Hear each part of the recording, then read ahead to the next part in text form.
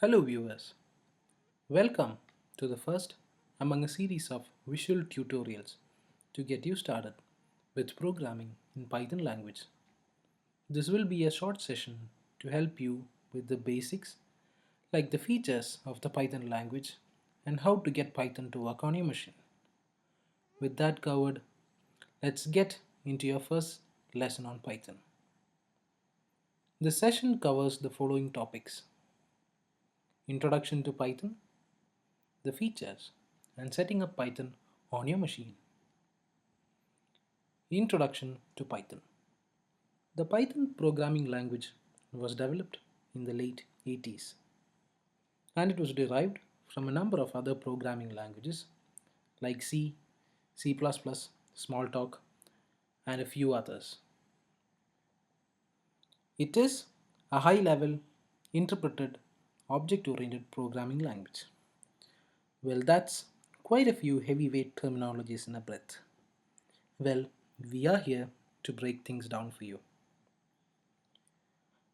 A high-level programming language is one that may use or is close to natural human language or contains elements from natural language, thus making developing programs simpler. As an example, the word print might indeed be meaningful to a high-level programming language.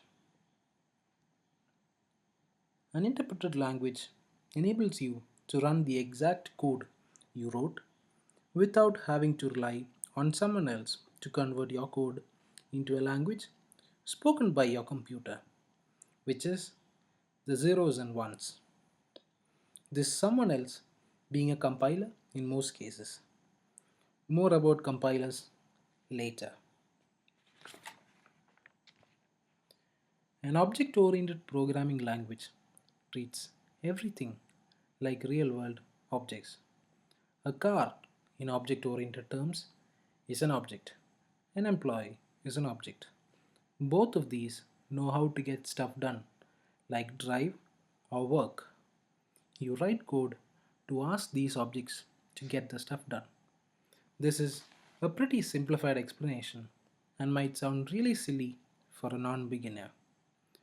Our intention is to get all the complexity out at the beginning, and we'll definitely be diving deep into these concepts a little while later. Moving on to features. Python is simple, which means it is easy to learn and read. Now, we touched on the word print a while ago when we discussed high level languages. The word print does indeed have a meaning in Python. Now, as your first example, the word print followed by some text within quotes lets you get these texts appear on the screen. We have a short demo for you.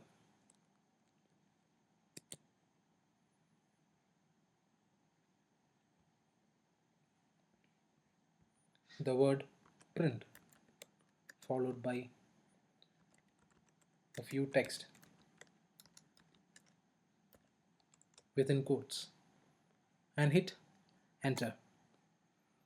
We can see the text Hello Python printed on the screen. Simple, isn't it?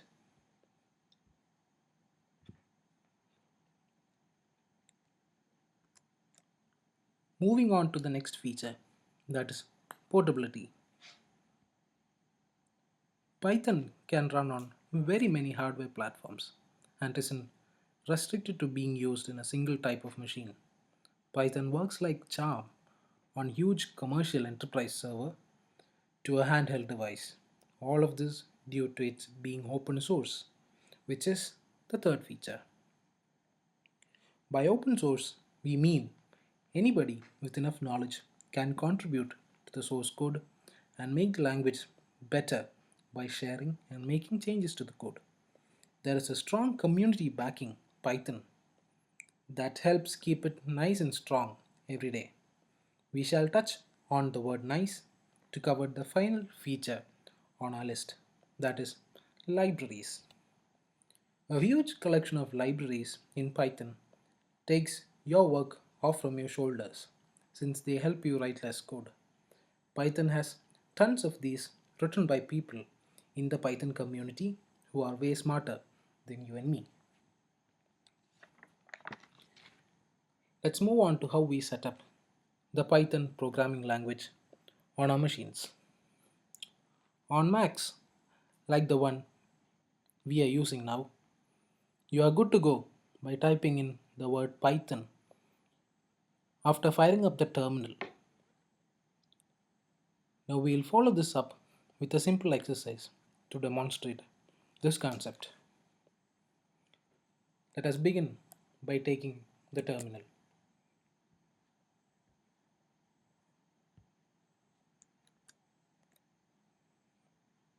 To begin with Python and to fire up Python interpreter, I type in Python and press enter. I am into the Python interpreter, and in order to start printing my first program, that is, I want to print the text hello world. I type in print followed by hello world in quotes and press enter. You can see the word hello world printed on the screen.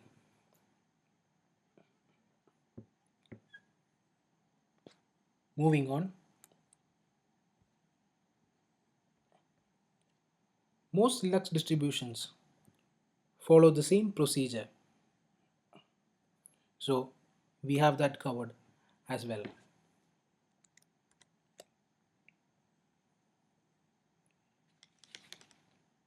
Addition to that, we have a tip for you that in Macs and Linux, Python 2.7 comes pre-installed. But for Windows, you have an additional work. The Windows users who are tuned in can visit the URL you see on your screen and download the 32-bit or the 64-bit installers, which will take care of rest of the procedures. We have a screen grab from the website, and you'll have to specifically install either of the two options listed within the rectangular box. With that, we are wrapping up the first session. We hope we've got you excited about Python, and we look forward to meeting you the next time. Until then, it's goodbye.